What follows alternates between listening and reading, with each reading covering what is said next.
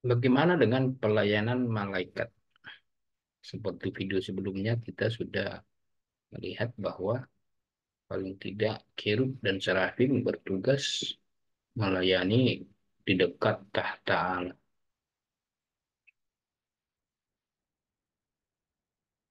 Demikianlah malaikat-malaikat yang lain pun masing-masing memiliki tugas pelayanan. Di Injil, kita dapat membaca tentang Gabriel, malaikat yang sering menjadi suruhan Allah. Waktu itu Gabriel mendapat perintah dari Allah untuk menyampaikan pesan kepada Maria, kepada Yusuf. Saya baca misalnya Lukas pasal 1 ayat 26. Dalam bulan yang keenam, Allah menyuruh malaikat Gabriel pergi ke sebuah kota di Galilea bernama Nazaret kepada seorang perawan yang bertunangan dengan seorang bernama Yusuf dari keluarga Daud. Nama perawan itu Maria.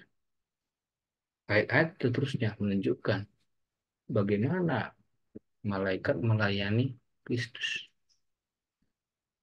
Gabriel melayani. Dia disuruh Tuhan menjumpai Maria, menjumpai orang-orang lain. Malaikat pun rupanya mendapat tugas untuk menjaga. Misalnya di kisah itu Yesus lahir menjadi manusia. Lalu Herodes hendak membunuhnya. Ingat kisah itu kawan-kawan. Matius pasal 12. Lihatlah di sini ayat 13. Setelah orang-orang Majus itu berangkat, nampaklah malaikat Tuhan kepada Yusuf dalam mimpi dan berkata, bangunlah, ambillah anak itu serta ibunya, larilah ke Mesir, dan tinggallah di sana sampai aku berfirman kepadamu. Karena Herodes akan mencari anak itu untuk membunuh dia. Malaikat penjaga memberi peringatan supaya Yusuf dan Maria mengungsi, menyingkir dulu karena ada orang yang hendak membunuhnya. Lalu ayat 20, bangunlah, ambillah anak itu serta ibunya dan berangkatlah ke tanah Israel. Karena mereka yang hendak membunuh anak itu sudah mati. Malaikat penjaga memberi kabar bahwa sudah mati yang hendak membunuhnya. Sekarang kalian sudah bisa kembali. Belum lagi kalau kita baca Matius pasal 4 ketika Yesus selesai menghadapi pencobaan, malaikat-malaikat datang melayani dia. Lalu ketika kita baca di Injil Lukas pasal 22 misalnya, di situ kata kuncinya adalah menguatkan Yesus di taman Getsemani. Ingat kisah itu kan kawan-kawan? Sebelum Yesus menyerahkan dirinya menjadi korban, maka seorang malaikat dari langit menampakkan diri kepadanya untuk memberi kekuatan kepadanya. Ketika Yesus hendak menyerahkan diri menjadi korban penebusan disalibkan itu. Dikuatkan oleh malaikat.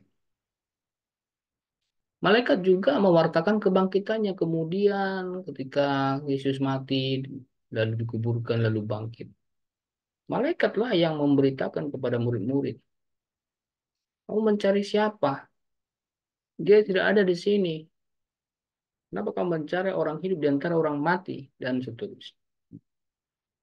Pun pada peristiwa kenaikan Kristus ke surga, malaikat-malaikat di situ. Sedang apa kamu memandang ke langit?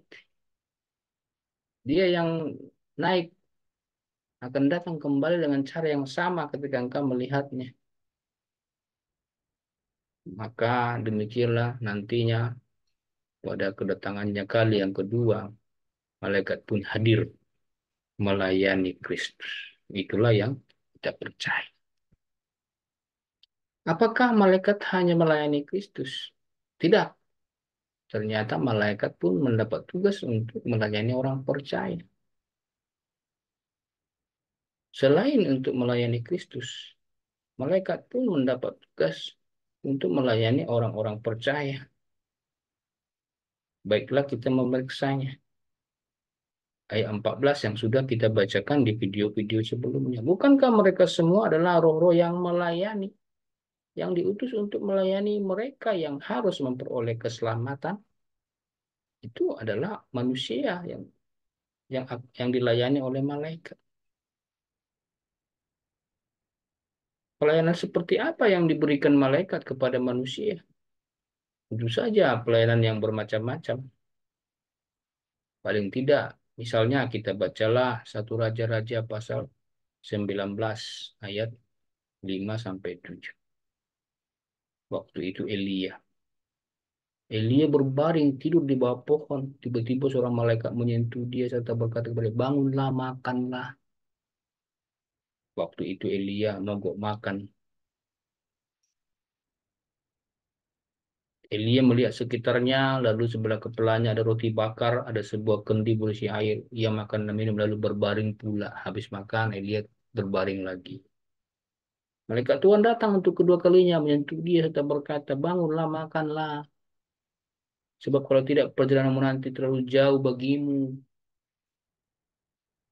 Itu contoh bahwa Tuhan Allah mengirim malaikatnya untuk mengingatkan manusia perlunya makan, melindungi fisiknya, jangan terlalu lelah dalam pelayanannya, dalam perjalanannya.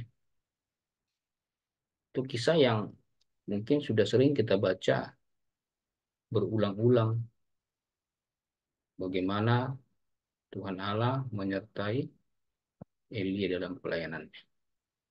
Mazmur 34 ayat 7 saya bacakan lagi. Malaikat Tuhan berkemah di sekeliling orang-orang yang takut akan Dia, lalu meluputkan mereka. Haleluya. Itu perlindungan-perlindungan malaikat kepada manusia. Termasuk memberi petunjuk di perjanjian baru. Kalau kita periksa banyak ayat. Pernah suatu ketika malaikat menolong Petrus keluar dari penjara. Betul? Perlindungan-perlindungan yang dinikmati orang percaya. Saya baca misalnya kisah lain. Kisah Rasul pasal 8 ayat 26. Berkatalah seorang malaikat Tuhan kepada Filipus, katanya, bangunlah dan berangkatlah ke sebelah selatan, menurut jalan yang turun dari Yerusalem ke Gajah. Jalan itu sunyi dan sepi. Malaikat memberi petunjuk ke arah mana harus melangkah, harus pergi melayani. Kisah Rasul pasal 10 ayat 3. Dalam suatu penglihatan kira-kira jam 3 petang, jelas tampak kepadanya seorang malaikat Allah masuk ke rumahnya dan berkata kepadanya, Cornelius. Malaikat mendatangi Cornelius, memberi petunjuk kepadanya. Lalu nanti malaikat pun mendatangi Petrus, memberi petunjuk, dan seterusnya. Memberi dorongan semangat. Kisah Rasul 27, ayat 23. Malaikat pun memberi dorongan semangat. Tadi malam seorang malaikat dari Allah, yaitu dari Allah yang aku sembah selebihnya, berdiri di sisiku. Ia berkata, jangan takut Paulus. Puji Tuhan. Malaikat memberi dorongan semangat kepada mereka yang patah hati. Termasuk juga membawa orang percaya pulang ke rumah Bapak. Ada yang bertanya, Pak, waktu orang percaya meninggal bagaimana? Dia pulang sendiri atau dijemput? Jangan-jangan muncul gambaran seperti malaikat pencabut nyawa yang mendatangi setiap orang.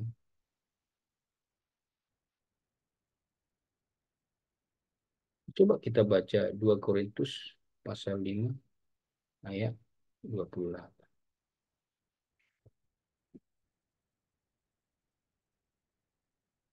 2 Korintus pasal 5 ayat 8.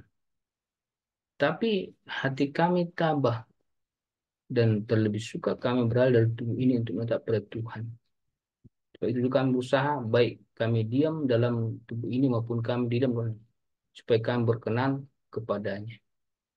Sebab kita semua harus menghadap tahta pengadilan Kristus, supaya setiap orang memperoleh apa yang patut terimanya, sesuai dengan yang dilakukannya dalam hidupnya ini, baik ataupun jahat. Setiap orang percaya akan pulang ke rumah Bapa. Kalau kita baca kisah lain di perjanjian baru di Injil, contohnya Lazarus. Lazarus itu mati lalu dijemput malaikat, dibawa ke pangkuan Abraham. Lazarus itu mati lalu dijemput malaikat, dibawa ke pangkuan Abraham. Bagaimana pelayanan malaikat kepada orang yang tidak percaya? Dapatlah kita lihat hubungan malaikat dengan orang yang tidak percaya. Rupanya orang yang tidak percaya pun tetap dibantu oleh malaikat. Paling tidak mewartakan penghakiman, mengingatkan. Waktu di Sodom Gomora, malaikat datang ke Sodom Gomora mengingatkan akan ada penghakiman atas Sodom Gomora. Keluarga yang selamat adalah keluarga Lot, yang lain tidak mau peduli.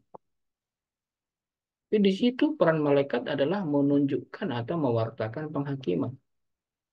Siapa yang mau percaya? Juga menjadi alat penghakiman. Malaikat akan mengirimkan penghukuman.